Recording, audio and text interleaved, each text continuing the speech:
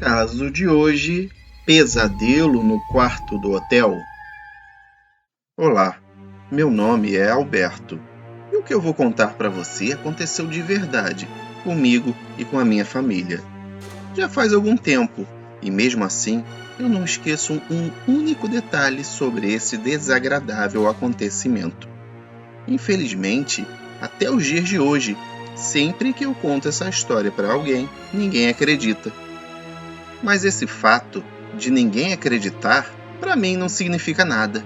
O importante é que eu estava lá e vi com os meus próprios olhos. Minhas faculdades mentais estavam e estão até hoje em perfeito funcionamento. Então, eu tenho certeza absoluta de ter passado por aquilo, que eu presenciei e, portanto, eu sei que foi real. Tudo começou porque finalmente as férias escolares haviam chegado. Meu pai tinha planejado uma viagem de carro até o sul do país. Era uma viagem longa e cansativa, mas eu estava muito empolgado, pois não conhecíamos nada na região. Nunca tínhamos ido para lá, e isso era muito estimulante para minha família. Queríamos sentir aquele gostinho de aventura, portanto, não planejamos muita coisa. Não tínhamos em mente nenhum lugar específico para nos hospedar, nem hotel algum reservado. Nós visitaríamos várias cidades que queríamos conhecer e ficaríamos um tempinho em cada uma, escolhendo onde se hospedar casualmente mesmo.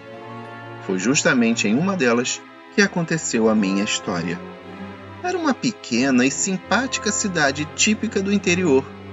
Assim que chegamos nela, fomos direto ao primeiro hotel que vimos, para nos registrar, pois já era tarde da noite, e resolvemos deixar os passeios para a manhã do dia seguinte. Estávamos exaustos e só pensávamos em descansar. Desse modo, fomos para os quartos dormir. Meu pai e a minha mãe pegaram um confortável quarto com cama de casal. Enquanto isso, meu irmão e eu pegamos outro quarto com 2 camas de solteiro. Não era um quarto com um ar muito agradável. De cara, ele me deu uma sensação muito estranha. Eu tinha a impressão de que alguém nos observava o tempo todo, de dentro do quarto mesmo. Mas eu concluí que isso era coisa da minha cabeça, e que o aposento, para repousar, estava muito bom. Eu só queria esticar o corpo e relaxar. Assim que nos acomodamos no quarto, o meu irmão, de tão cansado que estava, desabou em uma das camas e dormiu com a mesma roupa que estava vestindo durante o dia, por cima das cobertas mesmo. Eu, depois de ter me preparado normalmente para dormir, apaguei a luz e deitei na outra cama. Tudo parecia muito bem e eu consegui pegar logo no sono. Entretanto, por volta de 2 horas da madrugada, comecei a sentir um incômodo e acabei acordando. Estranhamente, meus ouvidos captaram o som de passos pelo quarto. A janela estava fechada, mas a cortina entreaberta deixava adentrar um pouco de luz do letreiro que iluminava a fachada do hotel.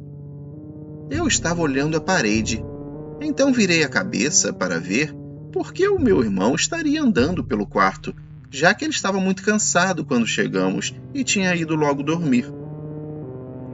Quando eu olhei na direção da outra cama, vi que ele ainda estava lá, deitado do mesmo jeito, com as mesmas roupas e ainda por cima das cobertas. Notei que ele dormia profundamente, inclusive nem tinha se mexido. Pensei que o som poderia ter vindo do lado de fora do hotel e fechei os olhos para tentar dormir de novo. Foi então que novamente ouvi aqueles sons estranhos. Eles estavam vindo da direção do armário que havia na parede em frente às camas. Eu olhei com os olhos bem apertados para enxergar melhor e vi aquilo que eu jamais conseguirei esquecer. É difícil descrever, mas era um bicho muito estranho, cerca de 1,5 metros de altura. Era extremamente magro e andava com as costas curvadas, como se fosse corcunda. Dava para ver até as costelas e as vértebras da sua coluna através daquela pele fina, esticada e amarronzada. Eu fiquei completamente horrorizado com aquela visão do inferno e eu não conseguia sequer me mexer. Ele estava andando na direção da cama do meu irmão. Andava como se fosse uma galinha, com a cabeça balançando e virando para cá e para lá, com movimentos rápidos, mas desajeitados. Era a coisa mais hedionda e grotesca que eu já tinha visto na minha vida. Quando aquilo chegou aos pés da cama do meu irmão, começou a olhar para ele de um jeito repugnante e foi esticando a mão para encostar nele. Eu o observava completamente assombrado, enquanto ele agarrava o pé do meu irmão. Segurou-o durante um tempo e depois soltou. De repente, com um pulo rápido e brusco, subiu na cama. Nesse momento, ele começou a andar por cima do colchão onde o meu irmão estava dormindo, usando os braços também, como se fosse um cachorro. Parecia que ele estava farejando alguma coisa no corpo do meu irmão. Eu estava inteiramente paralisado de medo. Não tinha ideia do que era aquilo, de onde veio, ou o que aquela coisa estranha podia fazer com a gente. Continuei olhando até que ele ficou de pé de novo, na cama do meu irmão, em cima dele, com um pé de cada lado do seu corpo. Senti que se eu não fizesse alguma coisa naquele momento, algo de muito ruim poderia acontecer. Eu tinha que tomar alguma atitude, ou poderia ser tarde demais. Dei um pulo e peguei a primeira coisa que eu encontrei na minha frente para atacar aquela criatura, meu travesseiro. Fiquei de pé, na minha cama, e soltei um grito bem alto, me colocando em posição de ataque. O bicho, virando a cabeça, olhou para mim, e eu vi aqueles olhos totalmente brancos e opacos, sem pupilas nem íris, me olhando, examinando. Era um olhar sem vida, sem brilho, repulsivo. A boca se abriu como se ele tivesse rosnado, com os inúmeros dentes pontiagudos se mostrando. Obviamente, eu achei que ele iria me atacar.